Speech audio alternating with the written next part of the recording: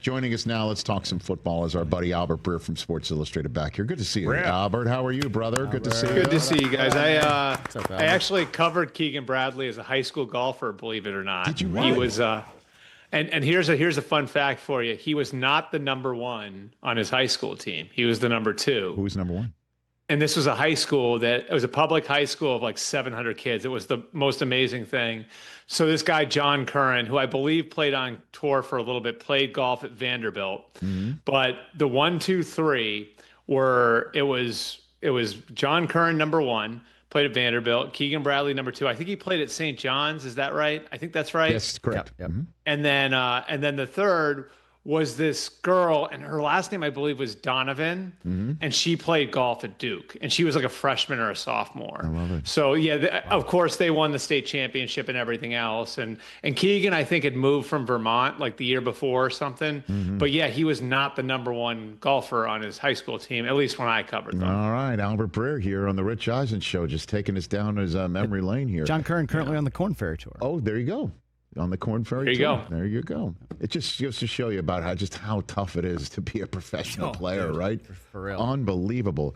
So what's top of your mind right now on June 25th, getting ready for training camps, Albert? What's on top of mind for you? Going to Nantucket. Nice. No. Outside of that, obviously. Yeah, I'd say, I think the big stories going into camp, the ones that I have circled at least would obviously be, Aaron Rodgers in Pittsburgh and what that looks like and how that's going to look when we get to September. And what's your best guess? What's your best guess right now? What is your best guess on what that's going to look like? I think he's going to play well. And I think it's for a couple different reasons. I think it's the nuance of why he went there over the Giants, right? And I think I've been over this with you before, but I really look at it like the Giants were going to ask him to do what the Jets asked him to do, which was take a young core that's got talent in it and lift it up. And the Steelers, and I believe the reason why he picked the Steelers over the Giants was because he'd be jumping on a moving train with guys who are legitimately his peers, TJ Watt, Minkah Fitzpatrick, Cam Hayward. I mean, they're not as old as him, but obviously, the more veteran players in the league. And so, I think that urgency is gonna be palpable in their training camp. That this is sort of a one shot that this one shot that everybody there has. I think their offensive line is going to be way better than people expect. I know people have criticized that and picked it apart. They had two rookies last year start on the offensive line that they think are going to be really good. Zach Frazier, they think he might be one of the best centers in the league this year. Mason McCormick playing next to him at guard. And then Troy Fautanu was their first round pick, and he didn't play it down last year because he was hurt. So he'll slot in there at right tackle. And I don't know, man, I know what a big Jets fan you are and that you probably watched every snap of him last year. But the more people that I talked to that went against him said, when he's playing Miami, the Jacksonville game in particular, down the stretch, you started to see signs of the old Aaron coming back with the way he was moving and the way he was throwing it. And so I don't know. I put all of that stuff together, and I don't think the Steelers are going to be asking the world of him. I think they draft Caleb Johnson in the second round to make sure that they'll have, a strong run game. He'll be joining up with Jaylen Warren there. And, that he won't have to throw for 350 yards a game. So I think it's kind of an interesting dynamic there where it's Aaron, jump on the moving train. We're going to have moments where you need to be a superstar, but we're not going to ask you to be a superstar the whole time. I think it's going to work. I hear you, man. We were talking about that yesterday, fresh off of his appearance on Pat's show, about him saying, this feels like this is going to be the end. And Tomlin is there, and it's a different ask. As you pointed out, when he went to the Jets, it was, hey, we're done with the kiddie club at quarterback, and we got a bunch of kids around here that have performed better. We're arriving earlier with our roster than we expected, so we've outgrown Zach. We need the adult in the room with the MVPs, and the Achilles blew up year one, and then year two, maybe a reason why I didn't want to go to the Giants is his coach gets fired in week 5, and reports are that the owner he considered, he brought up the idea of benching Rodgers 4 games into the season because of a bad performance against a Denver defense that proved to be top 5 worthy as a conversation by the end of the day in the season. So why go back into that mix with the Giants? He comes to Pittsburgh, and the adults in the room are the guys you mentioned on defense, and the head coach, who's not going to be threatened by ownership. I mean, he gets to play the Packers and the rest of the NFC North one last time if this is his last run at it. The AFC East also makes total sense, Albert. Total sense. Yeah, and I think it's just the relationship building they've been able to do too. I think sort of reflects how this is going to work, in that so they talk in March, then Aaron, they try to sneak Aaron in through like a construction entrance, didn't work, in a white Chevy Malibu in March, and then after that they're able to kind of maintain this level of trust where it's like, I don't know if it was like he gave them his word, but I think it was pretty close to that, where I had somebody there say, like, we took his word and we believed him that he'd eventually be here, and then he has like this string of conversations, and that wasn't like scheduled. It wasn't like, all right, Monday at 3, me and Mike or me and Arthur are going to sit down and talk. It was just natural, organic conversations that would happen over the course of the spring and March and April and May, and they're building an offense for him because they do trust that he's eventually going to be there. And Arthur Smith's staff did the same sort of deep dive on him, on Aaron, that they did the year before with Justin Fields and Russell Wilson, and trying to figure out what those guys are good at, even though Aaron Rodgers wasn't on the roster while they were doing it. So I think, for all of those reasons, just the level of trust that's there, the synergy, the fact that so many people in the building are his peers. And like you said, like the fact that the situation with Mike Tomlin there is sort of the antithesis of what he was dealing with the Jets after Robert got fired last year. I think all of it flows into why it's a good match. Albert Breer here on the Rich Eisen Show. Anthony Richardson is going to be ready for training camp now? Is that what I heard over the last couple of days out of Indianapolis? And I always want to be careful with the idea is that he'll be ready at some point in training camp. The hope is that he'll be ready day one. I think we always have to be careful with these. It's something I learned. I think like the one for me was Cam Newton, when I remember like, oh no, Cam Newton's okay. He's going to be fine. Don't worry. And then, I mean, like he went through the surgery and then coming back from it. And it just sort of informed me on never downplay any sort of injury to a quarterback's elbow, to a quarterback's shoulder, to a quarterback's wrist. Like those are all very, very serious and should be taken seriously. And so, I think Anthony Richardson's status is still sort of, we'll see, because he did have the surgery and it did get inflamed, and there is that issue. And so, we'll see where it goes. He complained of pain. I think it was on the second day of OTAs. And so, they're shutting him down. That's not a minor thing. And I think the other interesting part about this to me is there's a reason why they went and paid Daniel Jones $15 million to come in for a single year. And because Anthony Richardson was out for all of OTAs and the mini camp, Daniel Jones has had a chance to build some momentum. So now instead of them entering training camp on an even plane, Anthony Richardson has got to catch Daniel Jones. And I think that part of it, when you're coming back off of a shoulder injury to your throwing shoulder at quarterback, it's just, I think it complicates a lot of things. My guess would be Daniel Jones will be the week 1 starter. But I think Anthony Richardson will get a legitimate shot to play, in part because the guys who drafted him 4th overall are still there. So Shane Steichen and Chris Bowers still have a pretty major investment in the guy. So I'm going to ask you some sports talk radio questions, Albert, because you know what? It's June 25th. What the hell? Sure. So we do a game, What's More Likely, here on the show. I'll ask you what's more likely. Lions stay as good as they've been over the last 2 years, despite having 2 new coordinators, right? And the changes there. But they're getting a whole bunch of injured players back. Or the Niners get back to what they were 2 years ago, and their championship window is still open. What's more likely to you, Albert?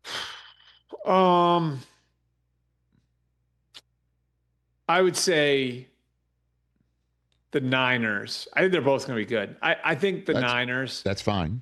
Go ahead. I think the reason why is because we've all looked at this as like a pretty major reset.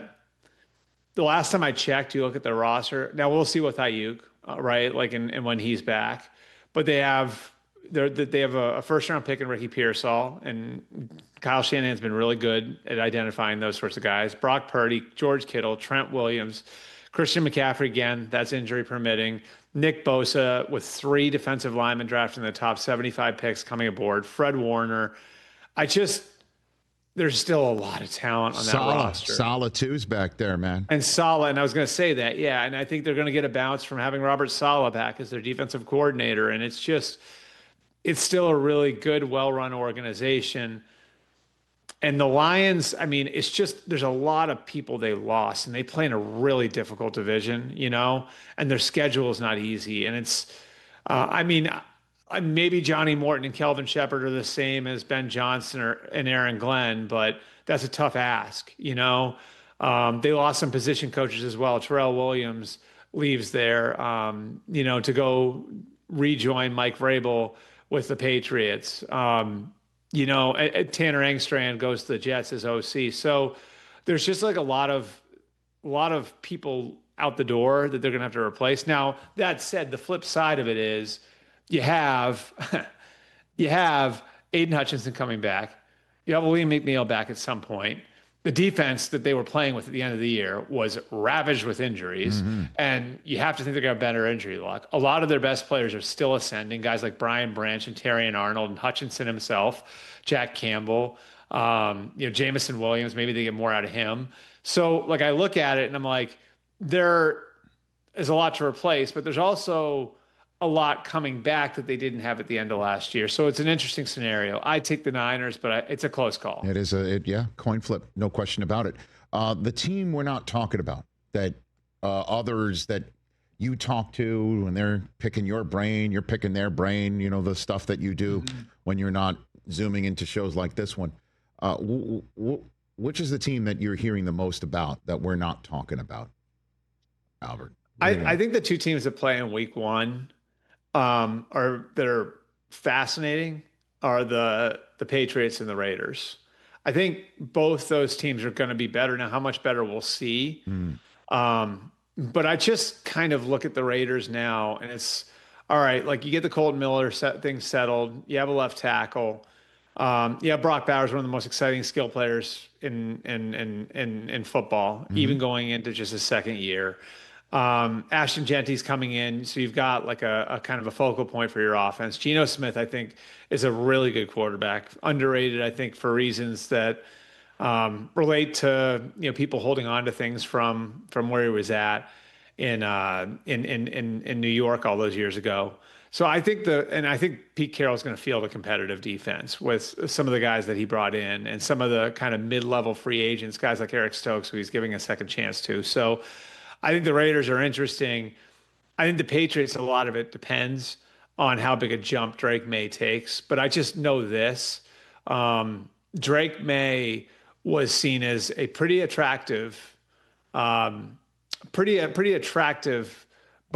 chip for the Patriots on the coaching market, and a pretty important piece of why Mike Vrabel quickly picked New England.